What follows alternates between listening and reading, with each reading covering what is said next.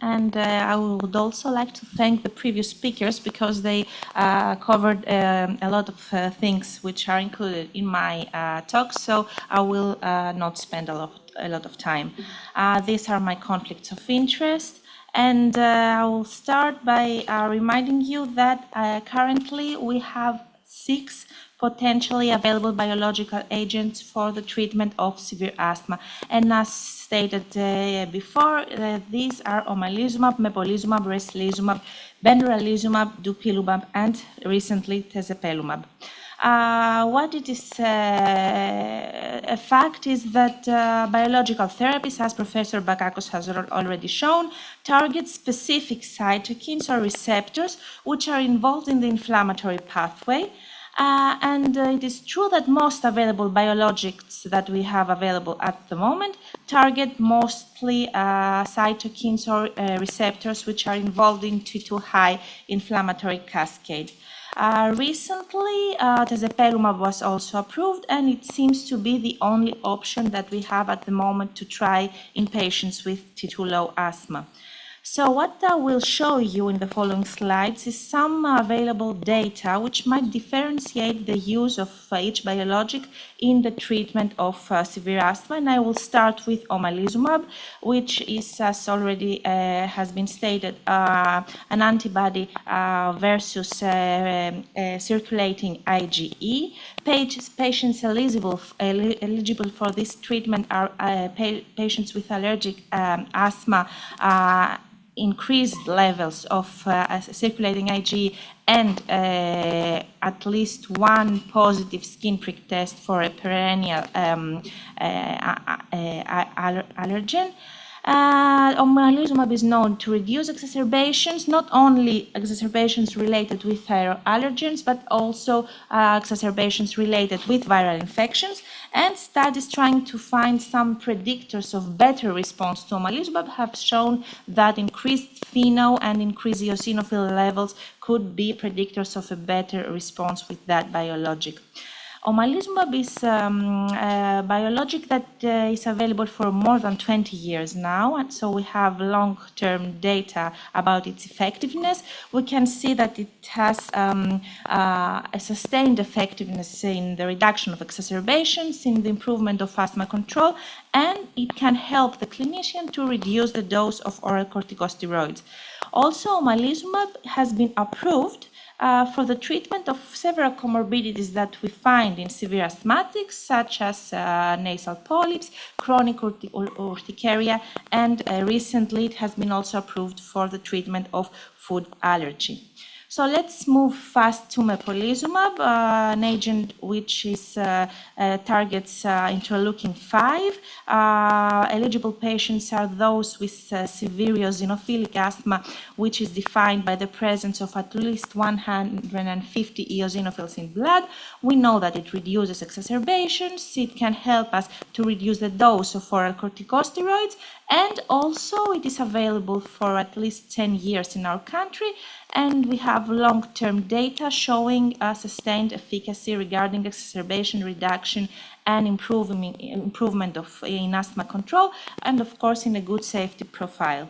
Mepolizumab has also been approved in the treatment of comorbidities, mainly in the treatment of nasal polyps, but also for other eosinophilic diseases such as EGPA and hypereosinophilic syndrome. Benralizumab, on the other hand, is an anti-5R monoclonal antibody, which again reduces exacerbations, improves lung function. And when we were seeking for response, predictors of response to benralizumab, it seems that better response had patients receiving oral corticosteroids, patients having nasal polyps, had lower FVC at baseline, and patients with asthma of late onset.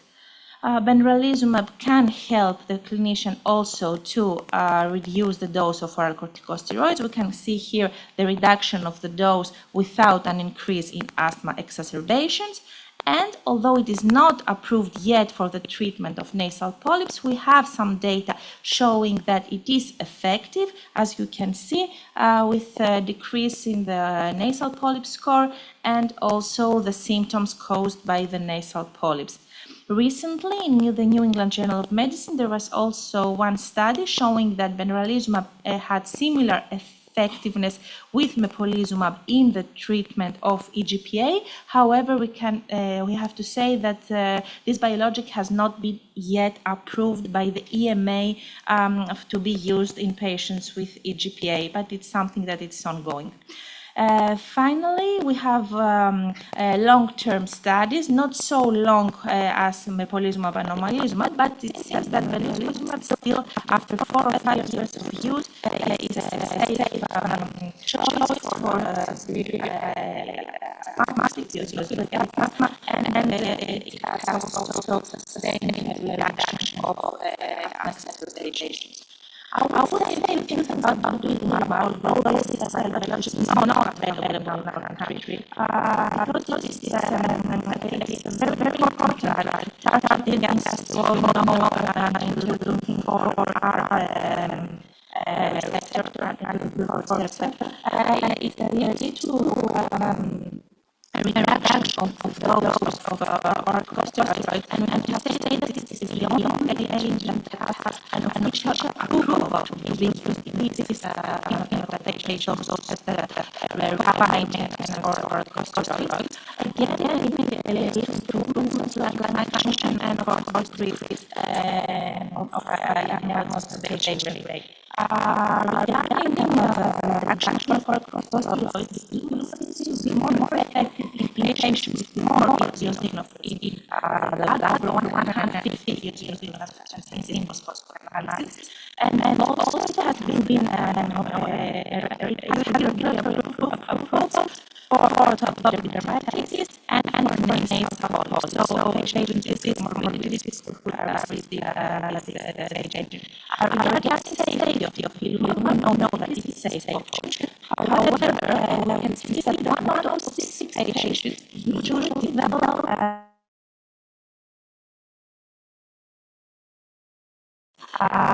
this very big decreases at the eosinophils related very often with recurrent asthma symptoms, but also with EGPA-like symptoms and also thromboembolic symptoms, which might be the dangerous for the patient.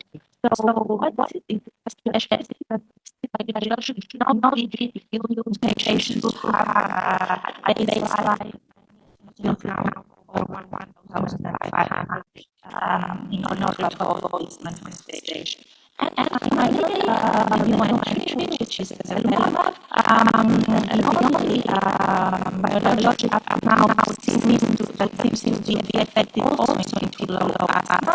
Again, it can reduce exacerbations with reduction. However, regarding the reduction of corticosteroids, the study is negative. You can see here the overall the is significant, but it seems to be able to do so in higher eosinophil number. Regarding the comorbidities, the study about the was negative, but had both some analysis of cases that were approved study of the drug, showing the patient with comorbid nasal polyps also had improvements in the symptoms of nasal polyps when we treated with these developments.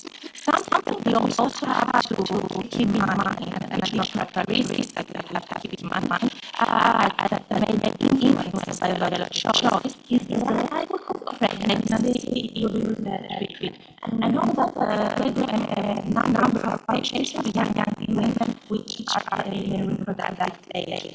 The question is the number of this transfer process data, and this translation decreases as pregnancy progresses. So we are afraid that it might be a potential effect on the fetus, and also even greater than the two months of pregnancy. We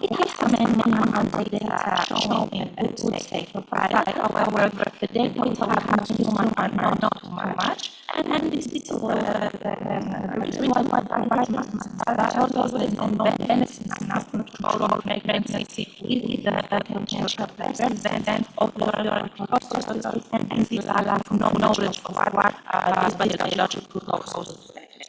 Omalizumab biologic for which we have most of the data.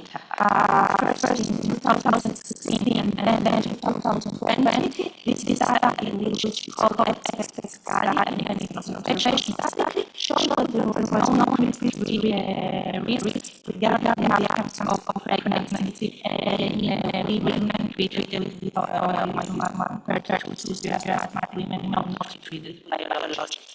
Regarding the other biologics, like omalizumab, we have very few data, but this data show that there is no increased risk, but I have to say that this data are not published, that is not known as present here, and also there are no studies on the safety of omalizumab and dupilumab.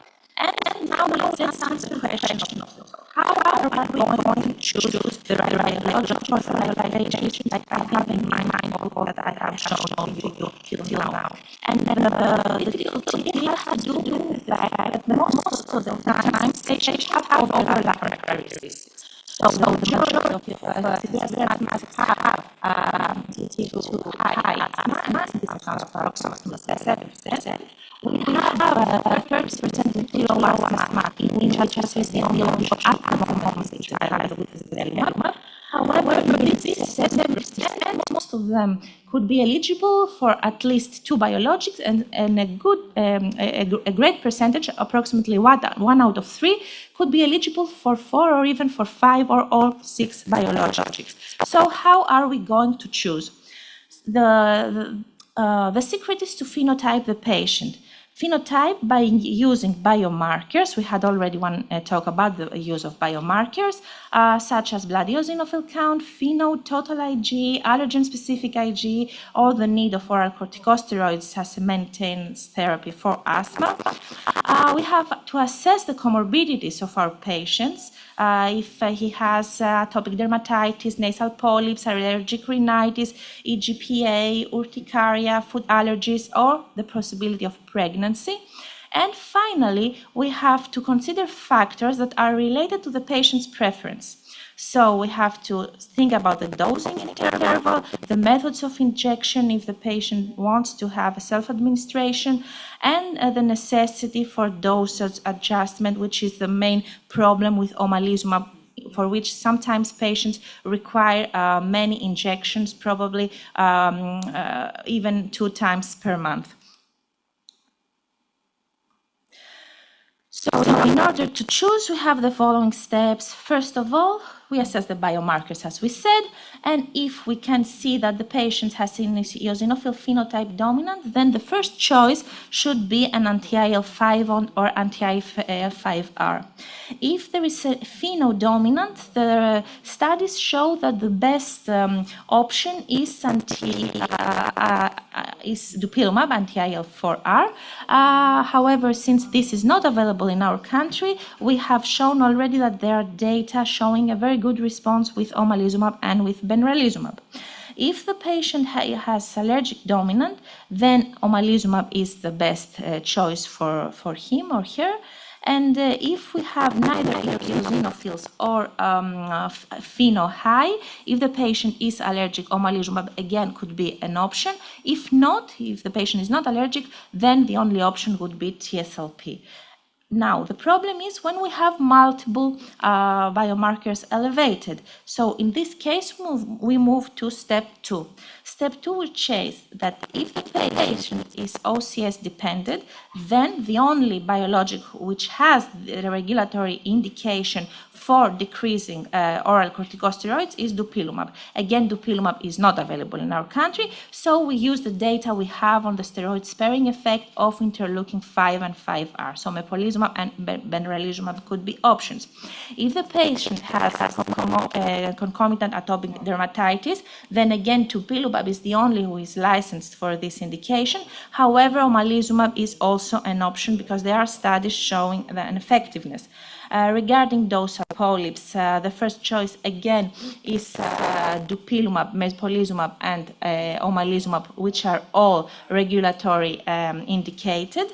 In the case of chronic urticaria, we have most data on omalizumab, and in the women of reproductive age, in case they are allergic, then we would prefer omalizumab, for which we have the data, and for all the other options, we cannot suggest something specifically. Finally, if the patient has EGPH, not just asthma, then mepolizumab is the only agent which currently is approved, but we are awaiting in the near future the approval from the EMA again for benralizumab for this also indication. And finally, we have to consider the patient factors. As we said, the comfort the patient has with injections. A patient that dislikes injections, maybe we could choose for him a therapeutic scheme with more rare injections, that in the case of benralizumab, and to avoid, for example, omalizumab, which might require a lot of injections many times a month, twice a month sometimes. And this is the suggested algorithm, which actually is based on what we have already said. I will not say anything more.